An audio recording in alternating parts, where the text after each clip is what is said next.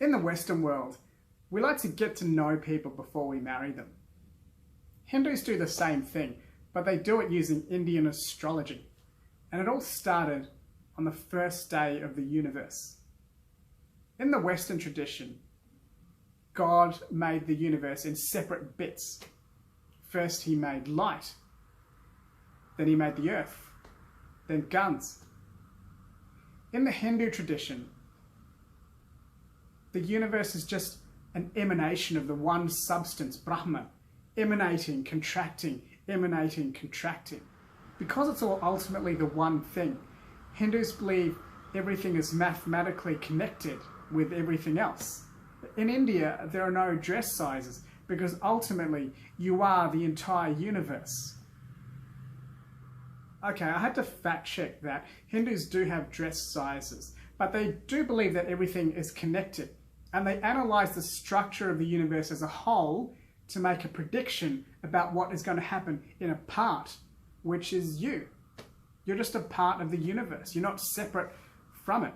And so they look at the structure to figure out what's going to happen in your life. For instance, if the structure of an object is this, you know it's going to fly. If the structure of an object is this, you know it's going to get tested for random explosives. Hindus don't believe the planets affect your fate. They don't believe that they move you around like little magnetic marionette puppets.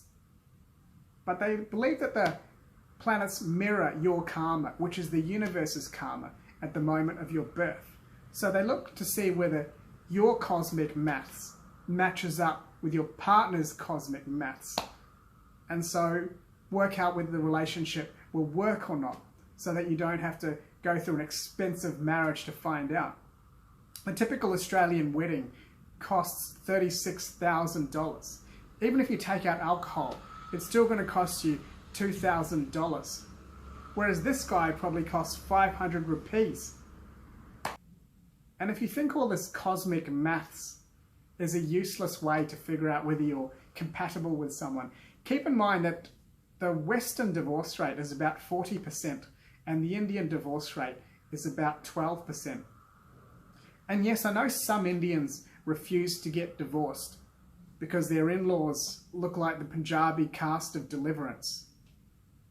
But maybe something else is going on. So before you go on a date at Coffee Club and find out about her life growing up in Melbourne, find out about her previous life as a slave owner. If you straight out ask most Western women who they were in a previous life, the answer is Cleopatra. But in reality, some bought and sold children, and you do not want to be strolling around Kmart when the payback for that lands. But why isn't Indian astrology more popular in the West? Well, it hasn't really had a hot white person to market it to their own community. Someone who can water it down, sex it up, and make a whole lot of money off a book deal. You see, Vipassana meditation had John Kabat-Zinn.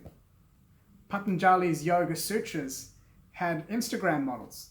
What Indian astrology needs is someone who can extract just the provable elements of it.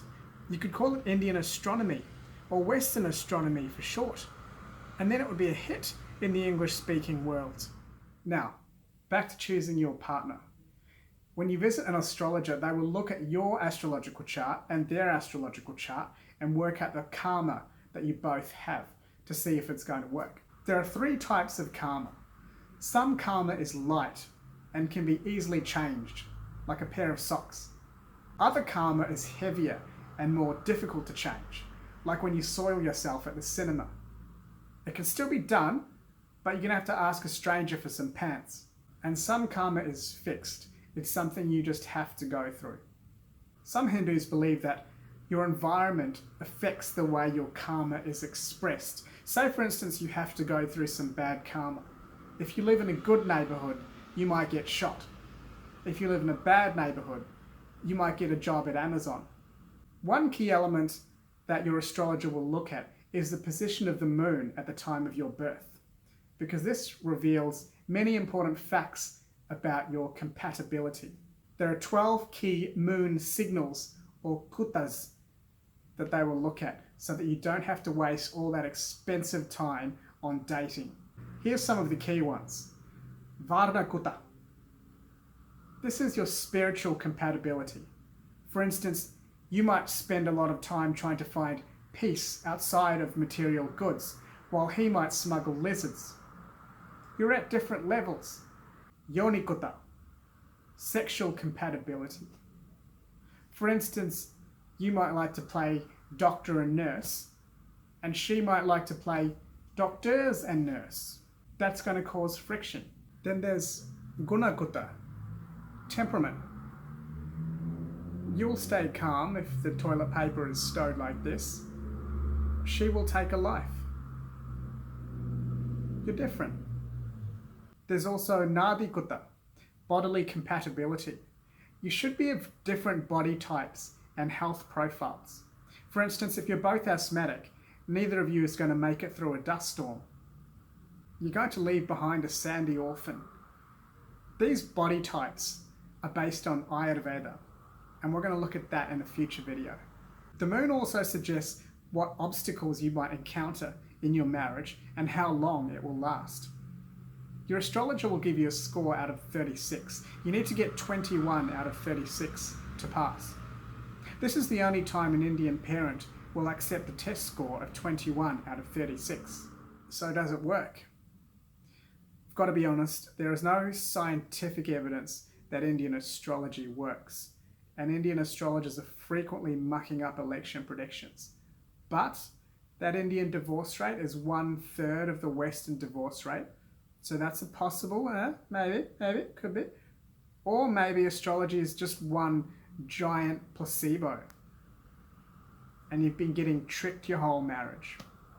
And maybe Western relationships are so short because we're in late capitalism's crisis of meaning, where everything is pointless and bleak, painful, boring. And so relationships are not destined to last more than 6 or 7 minutes. And no amount of moon maths can fix that. But the idea that we're one interconnected substance, you and I are the universe itself, flowing in partly predictable waves with a little bit of chaos thrown in, is kind of fun if you're alone and isolated and you need a big cosmic hug. My suggestion is to go out and try both. Go on dates, but make one of those dates a visit to your Indian astrologer. Super romantic. Thank you for watching. I am going to be uncovering some of the twisted, ugly, and beautiful bits of Asia in the next videos coming up. So please press the red button below, subscribe, and I will see you next time.